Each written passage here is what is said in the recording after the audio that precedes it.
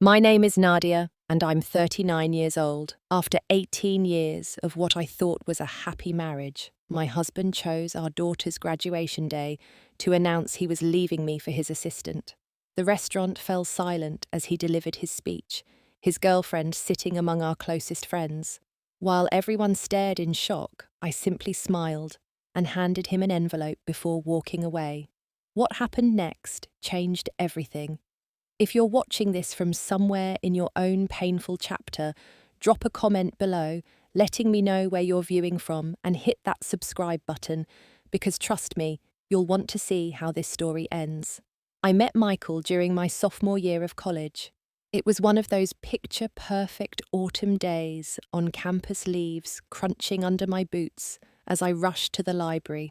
Running late for a study group, I collided with him at the entrance, sending my books and his coffee flying. As we scrambled to gather my scattered notes, our eyes met, and something just clicked. He had these intense blue eyes that crinkled at the corners when he smiled, and a dimple on his left cheek that appeared only when he laughed genuinely. Instead of joining my study group, we ended up talking for hours at a nearby cafe. Michael was studying business, ambitious and full of plans for the future. I was pursuing interior design, passionate about creating spaces that felt like home. Our differences complemented each other perfectly. He was structured and goal-oriented. I was creative and spontaneous. We became inseparable, and by graduation, we were engaged. We married a year after college young, and so in love. Our wedding was small but beautiful, just close family and friends in my parents' backyard. My dad, who passed away 3 years later, danced with me under string lights as Michael watched with tears in his eyes.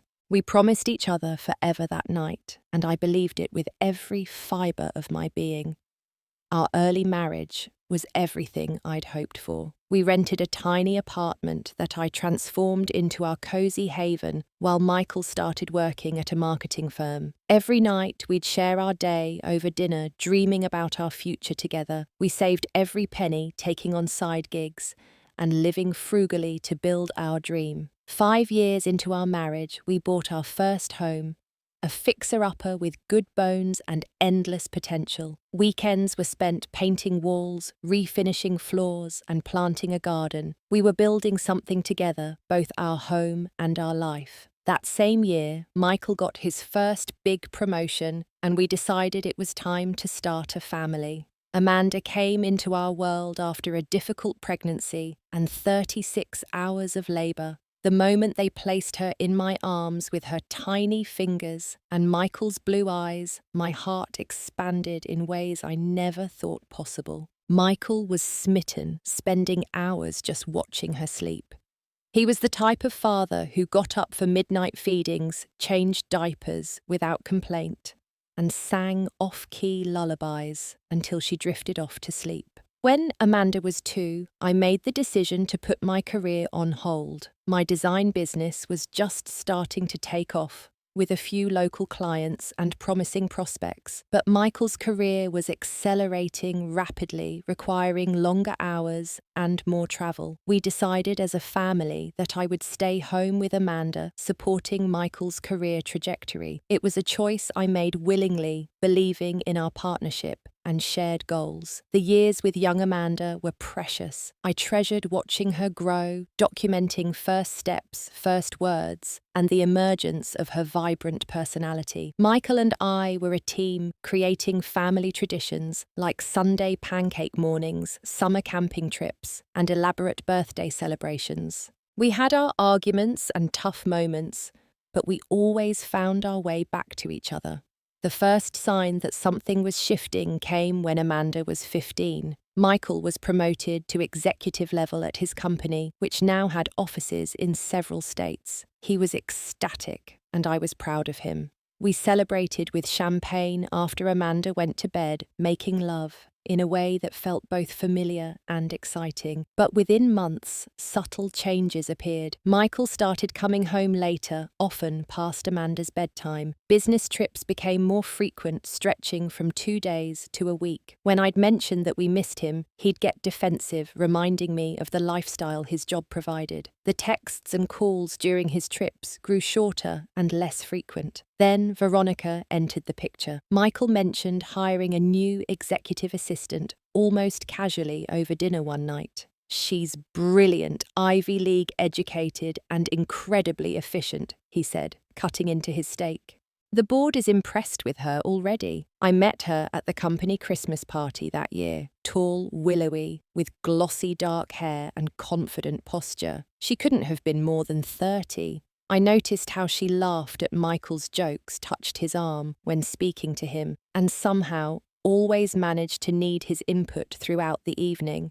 When I mentioned this on the drive home, Michael accused me of being insecure and jealous of a talented young professional. "She's helping my career, Nadia," he said sharply. "Don't make this something it's not." I backed off, convincing myself I was overreacting. Amanda was heading into her final years of high school, focused on college applications and maintaining her GPA. I channeled my energy into supporting her attending every debate tournament and helping research scholarship opportunities. Michael attended when he could, but his absences became more common than his presence. When he did join us for family dinners, he was often distracted checking his phone and responding to emails. Amanda noticed too, rolling her eyes when his phone would ding for the 10th time during a meal. "Is that Veronica again?" she asked once. The flash of anger on Michael's face was swift before he composed himself, explaining it was just work. I chose to focus on the positives. We were financially secure. Amanda was thriving. Michael and I still had moments of connection. If our relationship had cooled somewhat, wasn't that normal after almost 2 decades together? I told myself that once Amanda left for college, we'd have time to reconnect and rediscover each other. I was willing to wait to work on us when the timing was better. Looking back, I was blind to what was happening right in front of me. But sometimes we see only what we're prepared to see, and I wasn't ready to acknowledge that the man I'd built my life around was slipping away from me. The changes in Michael became impossible to ignore during Amanda's senior year of high school. He developed new habits that were subtle at first, but grew more obvious as months passed. The phone that had once sat openly on our kitchen counter was now perpetually in his pocket screen, always facing down when set aside. He added a passcode, something we had never done in our marriage before. "Client confidentiality," he explained when I raised an eyebrow. "New company policy." His appearance changed too. Michael had always been well-groomed and professional, but suddenly he was upgrading his entire wardrobe. Designer suits replaced his old reliable ones. He joined an exclusive gym downtown, leaving early in the mornings 3 times a week. A new cologne replaced the one I'd given him for our anniversary 5 years running. "Just taking better care of myself," he said, when I complimented the changes. Hitting 40 soon got to stay competitive. The late nights increased. Dinner became something I left in the refrigerator with a note. Weekend work sessions became routine. When he was home, he'd often step outside to take calls, his voice low and indistinct through the patio doors. Once I caught a glimpse of him laughing into his phone, a private kind of joy I hadn't seen directed at me in months. One afternoon, while doing laundry, I found a receipt in his pocket for a woman's bracelet from a high-end jewelry store downtown. $2,400. My birthday had passed months ago, and our anniversary was still 4 months away. When I casually mentioned finding the receipt, Michael's explanation came too quickly. "It's for my mother's birthday," he said, not meeting my eyes. "Wanted to get her something special this year." His mother's birthday was in August. The receipt was dated October. I said nothing more, but a cold feeling settled in my stomach. The incident at our family dinner was what truly opened my eyes. Amanda had made the dean's list again, so we planned a celebration dinner at home. I prepared all of Michael's favourites, and for a while it felt like old times. We were laughing about Amanda's dormitory horror stories when Michael's phone chimed with a text. He glanced at it and his entire demeanour changed. Excusing himself abruptly, He stepped outside for nearly 20 minutes. When he returned, the warmth had left the evening. He barely touched his dessert and retreated to his study immediately afterward. My closest friend Sarah was the first to voice what I couldn't. We met for coffee one rainy Tuesday while Michael was supposedly at a conference in Chicago. Sarah had been my rock since college, the godmother to Amanda, and the one person who had seen every up and down in my marriage. "I ran into Jessica from accounting at the mall yesterday," she said carefully. "Nadia, she mentioned that the Chicago conference was cancelled last week." I stirred my coffee, watching the cream create patterns in the dark liquid. "Maybe there was a different meeting. He's been so busy lately." Sarah reached across the table and covered my hand with hers. Her eyes were gentle but serious. "Honey, I think you need to consider what might be happening here. Have you thought about talking to someone, maybe a private investigator?" I pulled my hand away, surprisingly angry. "He's my husband of 18 years, not some suspect in a crime drama." "I'm not spying on him." Sarah backed off, but her words planted a seed I couldn't ignore. That night, I found myself doing something I'd never imagined, waiting until Michael was asleep before checking his phone. The screen was locked, but a notification preview showed a message from V that read, "Miss you already, can't wait until..." The next morning, I confronted him directly. "Who's V?" Michael was tying his tie and his fingers froze mid-motion. "What? On your phone? You got a text from V last night saying they miss you." His recovery was quick. "Veronica, about the Henderson account. We've been working late on the proposal." Then his expression shifted to one of hurt. "You're checking my phone now. Is that where we are, Nadia?" The guilt hit instantly. I just saw the notification. I wasn't snooping. Michael approached, placing his hands on my shoulders. "Look, I know I've been distant. This promotion has been demanding more than I expected, but I'm doing all this for us, for our future. After Amanda goes to college, we'll have more time. Maybe take that trip to Italy we always talked about." He kissed my forehead, and I wanted so desperately to believe him. "There's a surprise coming for your birthday. That's what Veronica was texting about.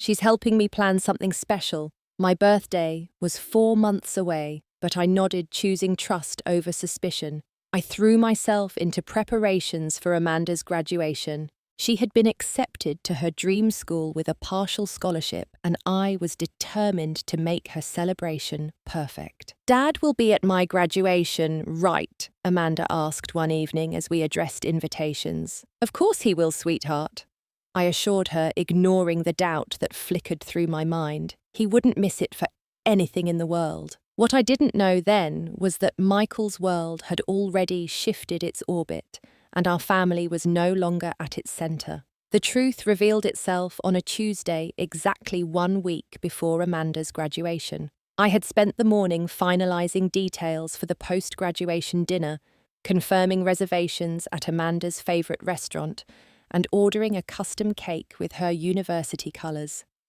It was a rare day when everything fell into place, leaving me with unexpected free time in the afternoon. On impulse, I decided to surprise Michael with lunch at his office. We hadn't shared a spontaneous meal in months, and I thought it might inject some joy into our increasingly distant relationship. I picked up sandwiches from the deli he loved and drove downtown feeling optimistic. When I arrived at his office building, the receptionist informed me that Michael had stepped out for lunch. Disappointed but undeterred, I decided to leave the sandwich with a note on his desk. As the elevator carried me to the 14th floor, I imagined his smile upon returning to find my surprise. His executive assistant's desk, Veronica's desk, was empty. A half-drunk coffee sat beside a designer handbag, indicating she'd stepped away briefly. I walked past toward Michael's office, then stopped as something caught my attention through the restaurant window across the street. Michael was sitting at a corner table, leaning forward in animated conversation. Across from him, Veronica laughed, tossing her hair back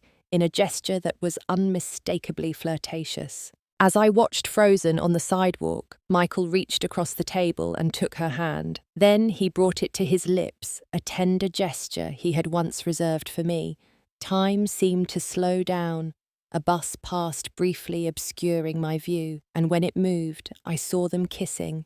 Not a friendly peck, but the deep, intimate kiss of lovers.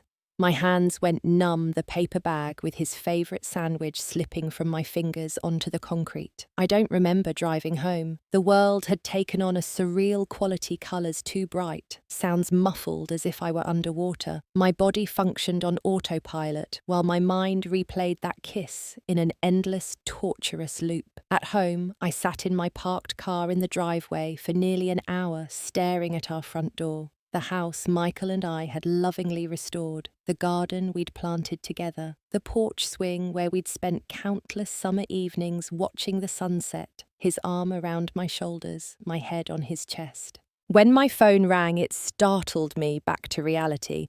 Sarah's name flashed on the screen. "I saw them," I said without preamble when I answered. "Oh, Nadia." Her voice was soft with understanding.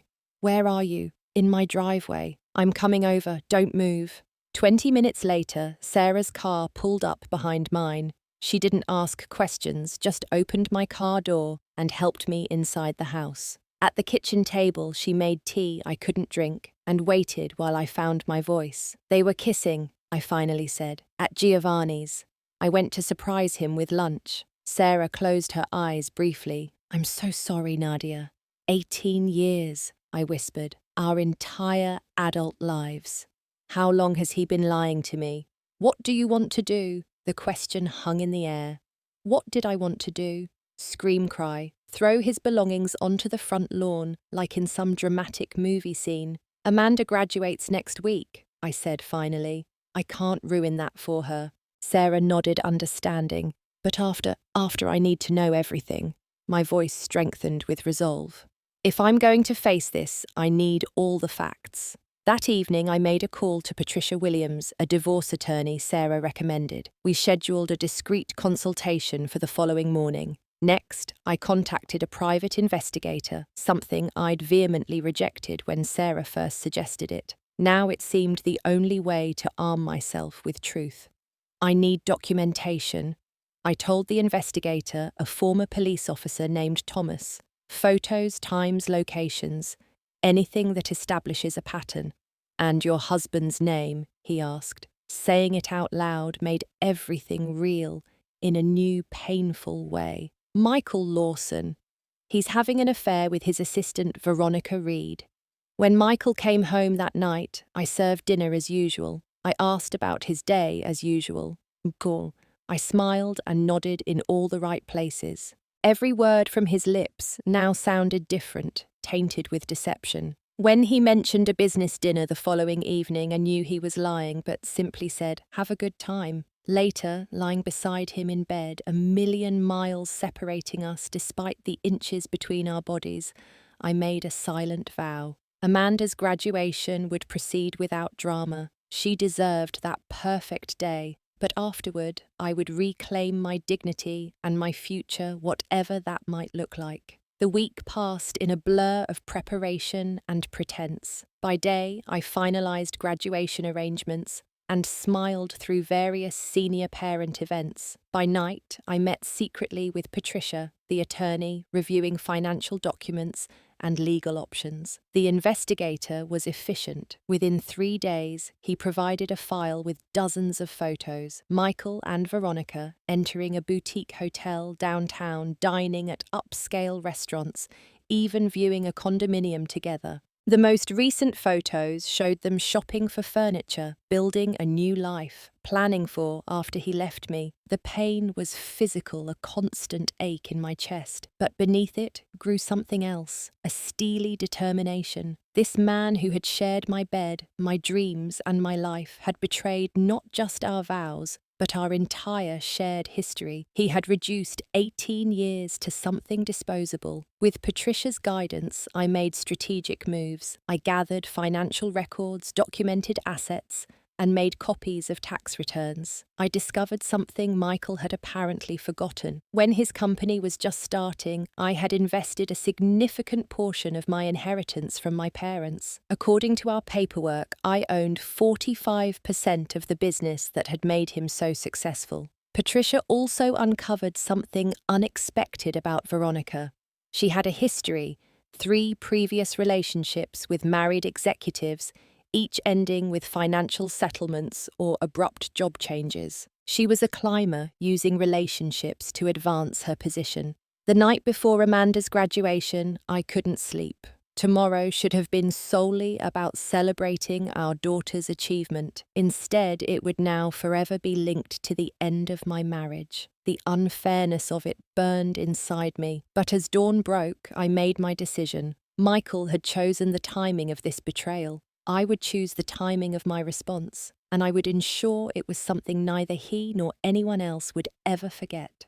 Amanda's graduation day dawned bright and clear, the late May sunshine, creating a postcard-perfect setting for her milestone. I woke early after a restless night, my stomach knotted with a mixture of pride for my daughter and dread for what I now knew would unfold later. "Mum, have you seen my honor cords?" Amanda called from her bedroom. Her voice carried the excited nervousness of every graduating senior. I found them in the downstairs bathroom, where she'd left them after trying on her cap and gown the previous evening. As I handed them to her, she gave me a crushing hug. "I can't believe this is actually happening," she said, her eyes bright. "Seems like just yesterday you were helping me pick out my first day of kindergarten outfit." I held her a moment longer than usual, memorizing the feeling. "I'm so proud of you, sweetheart. So incredibly proud."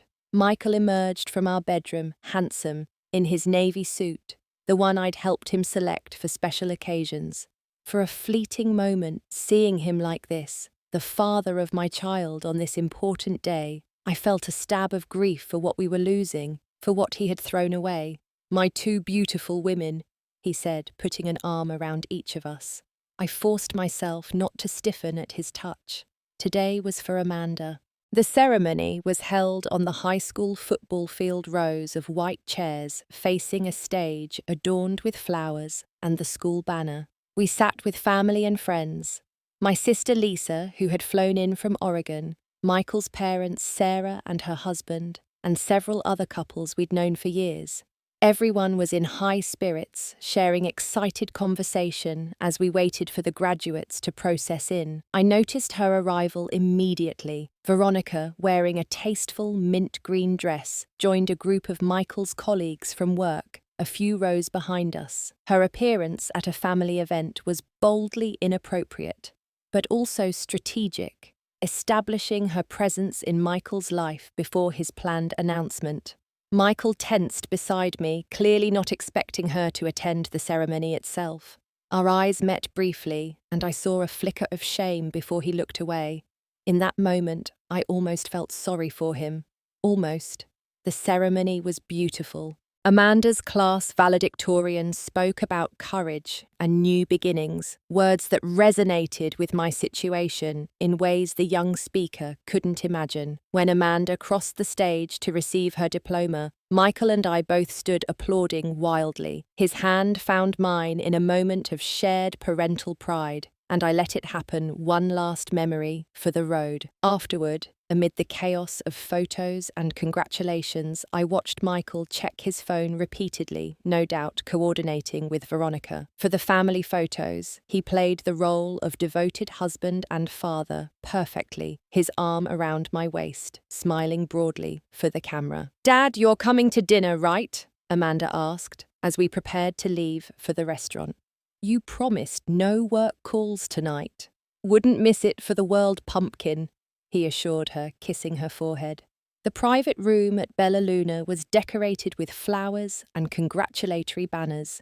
I'd arranged everything meticulously. Amanda's favourite foods, a slideshow of photos from childhood to graduation playing on a screen, gift bags for each guest. If this was to be our last event as an intact family, I was determined it would be perfect. Everyone was seated, champagne poured for the adults, and sparkling cider for the graduates, when Michael clinked his glass. The room quieted, all eyes turning to him. Amanda beamed, expecting a father's proud toast to his daughter. "First to Amanda," he began, raising his glass. "Your mother and I couldn't be prouder of the incredible young woman you've become." Polite applause rippled through the room. Michael took a deep breath, and I knew what was coming next. I sat very still, my face composed, my emergency exit plan ready. "While today is primarily about celebrating Amanda," he continued, "it also feels like the right time to share some news of my own." The room grew quieter. Amanda's smile faltered slightly as she sensed the shift in tone. "Life is short, and we all deserve to be truly happy," Michael said, his voice gaining confidence. "After much reflection, I've decided to start a new life. Nadia and I will be going our separate ways." Gasps and murmurs erupted. Amanda's face drained of colour. From the corner of my eye, I saw Veronica sit up straighter in her chair, a small, satisfied smile playing at her lips. "Dad," Amanda's voice was small, confused. "I'm sorry to announce this today," Michael continued, "but I believe in being honest. I've found someone who makes me happy in ways I haven't felt in years." His gaze briefly shifted to Veronica, and several heads turned to follow it. Recognition dawned on various faces as connections were made. Amanda stood abruptly, her napkin falling to the floor. "You're leaving Mum for your assistant at my graduation dinner," her voice cracked with hurt and anger. The room fell into uncomfortable silence. All eyes moved between Michael, Amanda, Veronica, and me. This was the moment they expected me to crumble to create a scene to become the hysterical, soon-to-be ex-wife. Instead, I slowly stood, smoothed my dress, and picked up my purse. From inside, I removed the thick envelope I had prepared. "Congratulations on your honesty, Michael," I said, my voice steady and clear. "It's quite the graduation gift for our daughter." I walked around the table to where he stood, still holding his champagne glass, and handed him the envelope. "Since we're being honest today, you should have this." Then I turned to Amanda, whose eyes were filled with tears. "Sarah will drive us home when you're ready, sweetheart. Take your time." As I headed for the door, I heard Michael calling my name, but I didn't turn back. Sarah quickly joined me, her arm supportive around my waist, as we stepped into the warm evening air. "The envelope," she whispered. "Everything," I replied. "Absolutely everything." Inside the envelope Michael now held were pages that would shatter the narrative he had so carefully constructed. The first few photographs showed him and Veronica in various intimate situations, entering the Westlake Hotel together, dining at exclusive restaurants across town, holding hands in her car. The timestamps and locations were meticulously documented, creating an undeniable timeline of betrayal spanning 8 months. From inside the restaurant came the sound of raised voices. Through the window, I could see Michael frantically flipping through the pages, his face growing redder with each revelation. The financial documents came next, copies of the original investment agreement showing my 45% ownership in his company. I had invested my entire inheritance when he was struggling to get the business off the ground. In his arrogance and assumption of my ignorance, he had forgotten this critical detail. The sticky note, attached in Patricia's handwriting, simply read, "Community property state, documented affair, do the math." Following that was information about Veronica that the private investigator had uncovered. Reports from her previous 3 workplaces, each showing a pattern she would become involved with married executives, leverage the relationship for advancement, then move on when things became complicated or more promising opportunities arose. There were copies of settled harassment claims and non-disclosure agreements, all pointing to a calculated history. The final item in the envelope was perhaps the most devastating preliminary divorce papers already drawn up by Patricia, highlighting the division of assets that would result from Michael's infidelity in a community property state. His beloved company, the centre of his identity and success, would be significantly impacted. As Sarah and I reached her car, the restaurant door burst open behind us. Michael stormed out, envelope clutched in his hand, face contorted with rage. "Nadia!" he shouted, his voice echoing across the parking lot. "What the hell is this? You had me investigated. You've been planning this." I turned slowly to face him, aware that diners were peering through the windows, and a few guests from our party had followed him outside, including his parents and my sister. "No, Michael, you've been planning this," I replied calmly. "I simply prepared myself for what you were planning." "These papers are ridiculous," he sputtered, waving the divorce documents. "You can't possibly think you're entitled to half the company. My company, our company," I corrected. "Check the incorporation documents from 12 years ago. My parents' inheritance funded the first 3 years of operation, 45% ownership, legally documented." His face paled as the reality sank in. Behind him, Veronica appeared in the doorway, her expression shifting from confidence to concern as she observed the scene. "You can't do this to me," Michael said, his voice lowering to a hiss. "To us. 18 years, Nadia. Doesn't that mean anything to you?" The irony of his question struck me like a physical blow. That's exactly what I've been asking myself for the past week. "Apparently, it meant nothing to you." Michael's mother approached her face tight with disapproval. "Michael, what have you done?" She turned to me with tears in her eyes. "Nadia, I'm so sorry. We had no idea." Veronica chose that moment to approach Michael, placing her hand on his arm in a gesture of support. "Michael, let's go somewhere to discuss this privately." He shook her off, suddenly turning on her. "Did you know about this? Your history with married men is documented in here. Were you using me too?" Veronica's face hardened. "Don't you dare put this on me. You told me your marriage was over in all but paperwork. You said she knew and had accepted it." Their argument escalated, drawing more spectators. Amanda appeared in the doorway, her graduation gown now gone, her face streaked with tears. Sarah immediately went to her, putting an arm around her shoulders. "I trusted you," Amanda said to her father, her voice carrying clearly in the evening air. "You ruined today. You ruined everything." Michael's expression crumpled as the full impact of his actions hit him. He had lost not just control of his carefully orchestrated exit, but potentially his relationship with his daughter, his company's stability, and his reputation among friends and family. "Amanda, please," he began, but she turned away, walking toward me and Sarah. "Can we go home now?" she asked quietly. As we prepared to leave, Veronica was already retreating to her car, clearly recognizing that the situation had imploded beyond salvaging. Several of our friends approached to offer support, their shock and sympathy evident. Michael stood alone in the parking lot, the envelope hanging limply from his hand, watching as his carefully constructed world collapsed around him. "Mom," Amanda said, as we drove away, her voice small, "did you know, before today?" I reached back to take her hand. "I found out last week. I wanted today to be about you, your achievement. I'm so sorry it turned out this way." "Don't apologize," she said firmly. "You didn't do anything wrong." Sarah glanced at me in the rearview mirror. "You handled that with more grace than most people could manage, Nadia."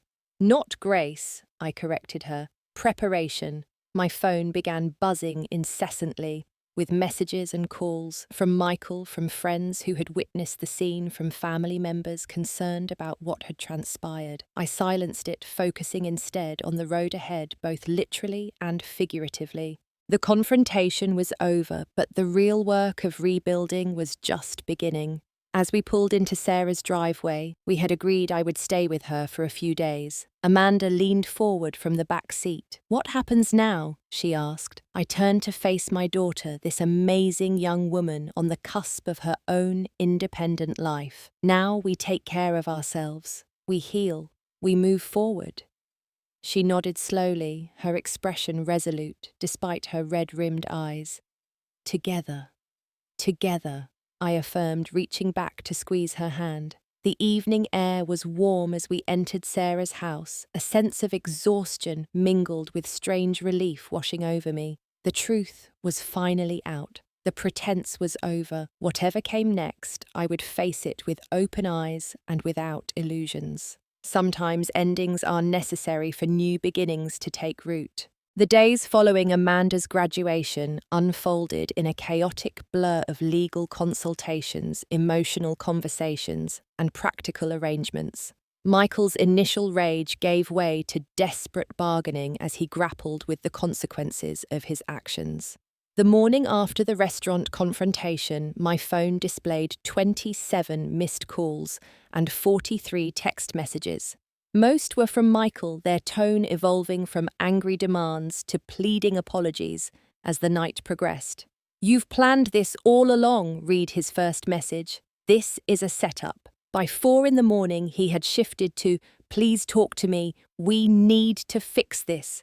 18 years can't end like this." Sarah's guest room became our sanctuary. Amanda and I spent that first day processing crying and sometimes just sitting in silence together. Sarah brought food we barely touched and fielded calls from concerned friends and family. "Michael's outside," she announced on the second evening, peering through the blinds. "He's just sitting in his car." I joined her at the window. Michael's silver BMW was parked across the street, his shadowy figure visible behind the wheel.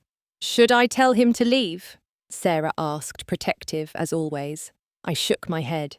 "He's not causing any trouble. Let him sit there and think about what he's done."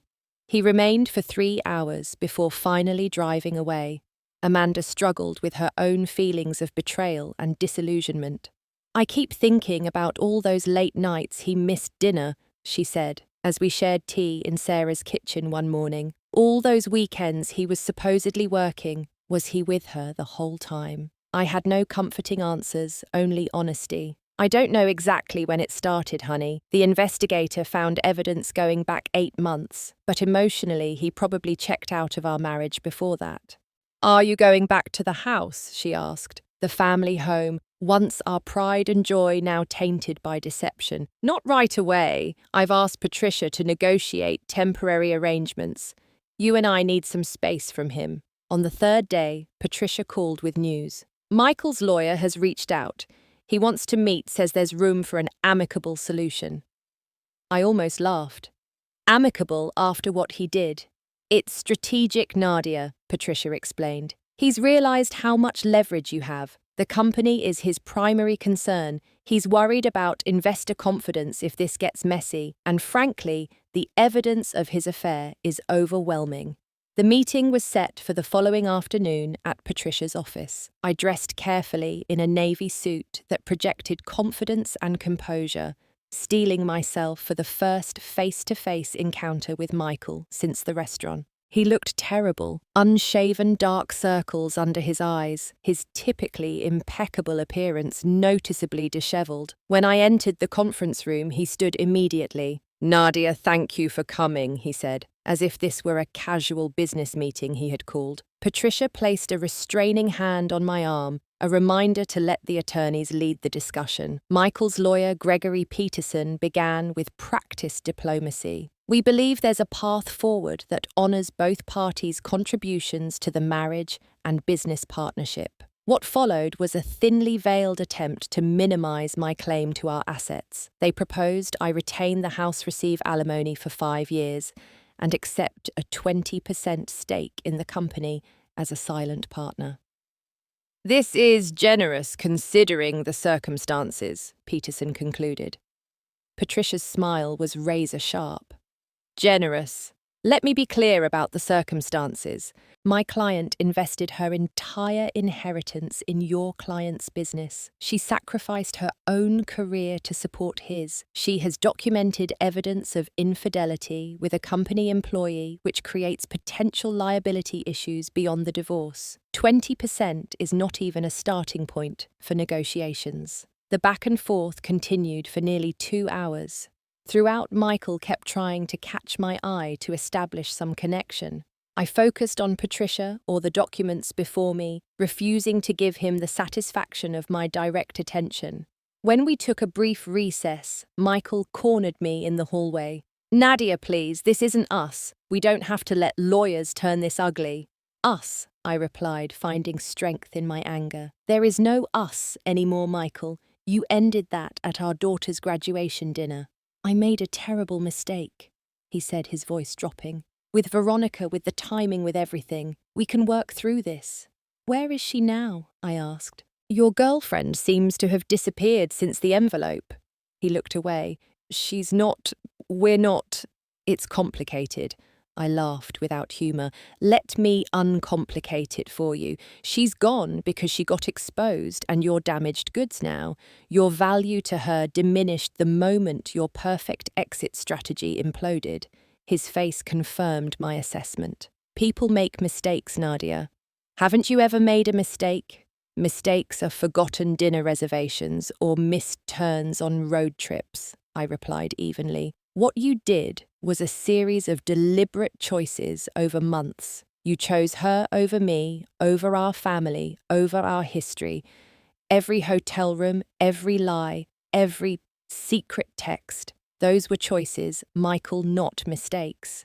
When negotiations resumed, I authorized Patricia to present our terms 40% of the company convertible to cash payment over 5 years, the house half of all investment accounts, and appropriate spousal support. The alternative was a public court battle that would expose everything. My client values privacy, Patricia emphasized, but she values fairness more. By day's end, we had the framework of an agreement. Michael was subdued, the reality of his new financial and personal situation sinking in. As we prepared to leave, he made one last attempt. Amanda won't return my calls, he said quietly. Can you help me with that? I gathered my purse and documents considering his request. She's an adult, Michael. Her relationship with you is her decision now. I won't influence her either way. But you could tell her I'm sorry, that I want to make amends. Looking at him, this man I had once loved so completely, I felt a strange mixture of pity and detachment. If you want a relationship with your daughter, you'll have to do the work yourself. I'm done carrying your emotional responsibilities. In the weeks that followed, life settled into a new pattern.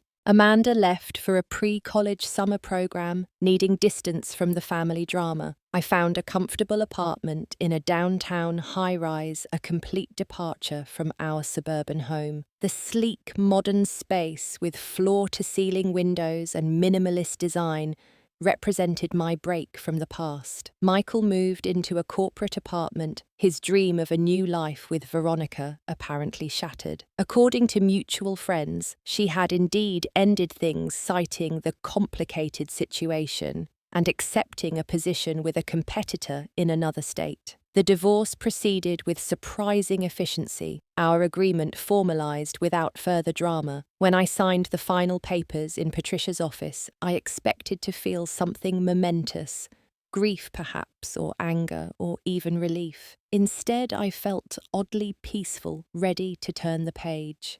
You know, Patricia said as she filed the documents, most clients in your situation wouldn't have handled things with such strategic thinking. They let emotion drive their decisions. I had my emotional moments, I admitted, just not where Michael could see them. She smiled approvingly. That's exactly why you're walking away with terms that respect your contribution to the marriage and his business. You didn't let his betrayal dictate your response. As summer progressed, I found myself thinking about the future in ways I hadn't for years. With financial security ensured by the divorce settlement, I had choices. The question was, what did I truly want for this next chapter of my life? The answer began to take shape during a conversation with Sarah over dinner at my new apartment. Remember when we were in college and you would sketch room designs until 3 a.m? She asked, sipping her wine. You were so passionate about creating spaces that told stories. I glanced around my impersonal apartment, stylish but soulless, a temporary landing place rather than a true home. I gave that up when Amanda was little. But you don't have to keep giving it up, Sarah pointed out. Your eye for design was always exceptional, and now you have both the freedom and the resources to pursue it again. Her words resonated, awakening something that had been dormant for too long. That night, after Sarah left, I found myself sketching for the first time in years, ideas flowing as if a dam had broken. By morning, I had filled a notepad with concepts and plans, my fingers stained with pencil lead, my mind alive with possibilities. The path forward wasn't immediately clear or easy. There were still difficult days, moments when the weight of what I had lost felt crushing. Amanda's relationship with her father remained strained, though they had begun tentative communication again. I had nightmares where I relived the public humiliation at the restaurant, waking with my heart pounding. But increasingly, these moments were outnumbered by days of purpose and even joy. I enrolled in courses to update my design knowledge, networked with local contractors and suppliers, and began building a portfolio by redesigning my own apartment and spaces for supportive friends. 6 months after the graduation dinner that had changed everything, I launched Nadia Lawrence Design, specializing in residential renovations and space transformations. My tagline, "Every ending makes room for a new beginning," was more than marketing, it was the truth I had lived.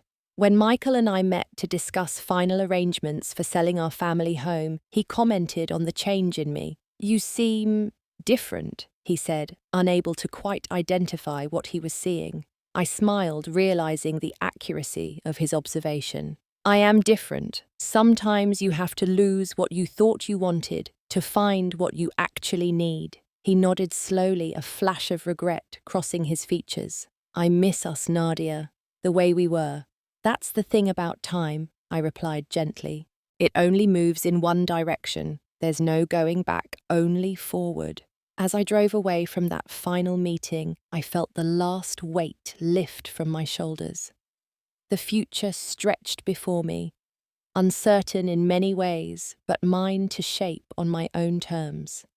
In losing what I thought was my happily ever after, I had found something perhaps more valuable myself. 1 year after Amanda's graduation, my life had transformed in ways I never could have imagined. Nadia Lawrence Design had grown from a one-woman operation working out of my apartment to a boutique firm with a small studio space downtown and 2 part-time assistants.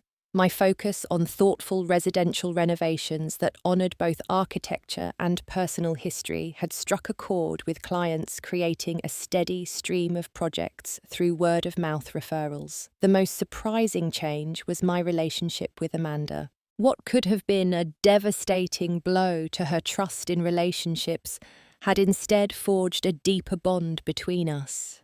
During school breaks, she would visit, spending hours in my studio watching me work, offering surprisingly insightful suggestions and occasionally helping with client presentations. "I never realized how creative you were, Mum," she said during her spring break visit. "All those years I just saw you as Mum, not as someone with all these talents and ideas." Her words touched me deeply. For a long time, that's all I saw myself as too. Sometimes we need to be stripped of one identity to discover others waiting beneath. Amanda had matured remarkably in the past year, handling the family fracture with growing resilience. After initially refusing all contact with her father, she had gradually established boundaries that allowed for a limited but civil relationship. "Dad wants to have dinner when I'm home next month," she mentioned one evening as we prepared a meal together in my kitchen. "He says he has something important to discuss." I continued chopping vegetables, careful to keep my expression neutral. "And how do you feel about that?" She shrugged, her focus on the pasta sauce she was stirring. "Okay, I guess. We've had coffee a few times. It's still weird, but not as awful as before." "That's good, honey. Whatever happened between your father and me, he's still your dad." Amanda abandoned her stirring to face me directly. "How do you do that? Be so reasonable about him after what he did?" I set down my knife, giving her question the consideration it deserved. "It's not about him, really. It's about me and you. Holding on to anger takes too much energy. Energy I'd rather put into building our new life, and you deserve a relationship with your father without feeling caught in the middle." She hugged me impulsively, sauce-covered spoon still in hand. You're kind of amazing, you know that. I laughed, wiping a spot of sauce from my shirt. Just experienced, and believe me, I wasn't always this zen about it. The truth was, my journey to this place of relative peace had been neither straight nor easy. There had been days of crushing grief, nights of anger so intense it frightened me, moments when I questioned every decision I'd ever made. Working with a therapist had been essential, helping me process not just the betrayal, but the ways I had lost myself in my marriage. Dr. Keller, my therapist, had guided me through examining patterns that began long before Michael's affair. You subsumed your identity into the roles of wife and mother, she observed during one particularly illuminating session. That's a common pattern, but it comes with risks. I thought that's what commitment meant, I had replied, putting the family first. There's a difference between prioritizing your family and erasing yourself, she countered gently. The healthiest families have members with strong individual identities who choose to be together. That distinction had been transformative, reshaping not just how I viewed my past, but how I approached my future. Michael and Veronica's relationship had ended shortly after the graduation dinner debacle, just as I had predicted. According to mutual friends, she had accepted a position with a competing firm in Boston within weeks. Michael had attempted reconciliation with me several times during the divorce process, each attempt more desperate than the last. We built a life together, he had pleaded during one particularly emotional phone call. We can rebuild it. I made a terrible mistake. It wasn't a mistake, Michael, I had responded calmly. It was a choice. Multiple choices every day for months, and now I'm making my choice. By the time our divorce was finalized, he seemed to have accepted the reality that our marriage was truly over. Our interactions became limited to necessary financial and logistical matters handled with civil detachment on both sides. I heard through Amanda that Michael had started dating again a few months ago, someone he met through a professional networking event. I was surprised by my lack of emotional reaction to this news. Whatever hold he had once had on my heart had been released, replaced not with bitterness, but with genuine indifference. Sarah remained my steadfast friend and supporter, celebrating every small victory in my new business and personal growth. "Remember when you couldn't even say his name without crying?" she remarked over lunch one day. "Look at you now, building an empire from the ashes." "Hardly an empire," I laughed, "but it's mine, every square foot of it." My design business had found an unexpected niche, working with divorced women reimagining their living spaces after major life transitions. My personal experience gave me unique insight into their needs. Not just aesthetic preferences, but the emotional importance of creating environments that reflected their evolving identities. One such client was Elaine Donovan, a recently divorced physician in her 50s, who had hired me to renovate the historic townhouse she'd received in her settlement. "I've lived in homes my ex-husband chose for 22 years, she told me during our initial consultation. "I don't even know what my own taste is anymore." I recognized my past self in her words. "Then our first job is to discover that together." Working with Elaine and clients like her became not just professionally satisfying, but personally meaningful. Each transformed space represented a woman reclaiming her story, her future. On a crisp autumn morning, almost exactly 1 year after the graduation dinner, I arrived at my studio to find a familiar figure waiting outside. Michael looked different, thinner, with touches of grey at his temples that hadn't been there before. "Nadia," he said, straightening as I approached. "I hope it's okay that I stopped by. I should have called first." I unlocked the studio door, gesturing for him to enter. "It's fine. What brings you here?" Inside, he glanced around at the design board's material samples and project photos that filled the space. "This is impressive. You've built something real here." "Thank you," I said, setting down my portfolio and coffee. "But I assume you didn't come to admire my business." He shook his head, hands in his pockets, suddenly looking uncertain. I'm having dinner with Amanda next week. I'm going to tell her I'm moving to Chicago. The company's opening a new office there and they've asked me to lead it. That's a big change, I observed. I'm sure you'll do well there. Before I go, I wanted to say something to you. He took a deep breath. I've had a lot of time to think about what happened, about the choices I made. I want you to know I understand now how badly I hurt you, hurt our family. Not just the affair, but taking you for granted for years before that. I'm truly sorry, Nadia. The apology was unexpected, his sincerity apparent. A year ago, I might have hungered for these words. Now they were simply an acknowledgement of a past that no longer defined me. Thank you for saying that, Michael. I hope Chicago brings you what you're looking for. He studied my face, perhaps searching for traces of the woman who had once built her world around him. You've changed so much. You seem, I don't know, more yourself somehow. I smiled at the irony. That's exactly what I am. More myself than I've been in decades. After Michael left, I sat at my drafting table reflecting on the strange circularity of life. The man who had shattered my world had inadvertently set me free. The pain that once threatened to destroy me had instead forged a stronger, more authentic version of myself. Later that day, a new client arrived for his initial consultation. David Chen, a widower renovating a lakeside property, had been referred by Elaine. As we discussed his vision for the space, I found myself engaged not just professionally, but personally by his thoughtful questions and warm humour. When he asked if I might continue our conversation over dinner, I surprised myself by accepting, not because I was ready for a relationship. I was still discovering who Nadia was outside of one, but because I was open to possibilities in a way I hadn't been before.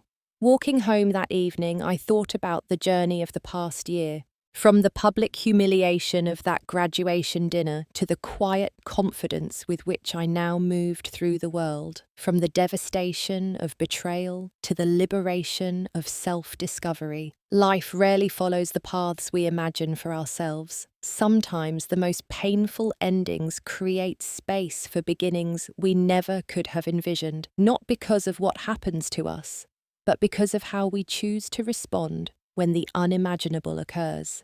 In the end, it wasn't Michael's betrayal that defined me, but my refusal to let it determine my worth or my future. By choosing dignity over drama, strategic thinking over reactivity, and self-rediscovery over victimhood, I had written a new chapter, far more satisfying than anything I could have imagined on that painful graduation day. Sometimes the most beautiful renovations begin with necessary demolition, and sometimes the life we rebuild from the rubble surpasses anything we had before.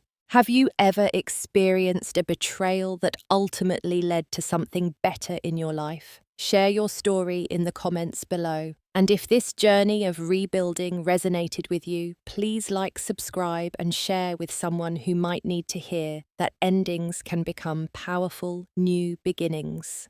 Thank you for traveling this road with me today. And remember, your worth is never determined by someone else's inability to see it.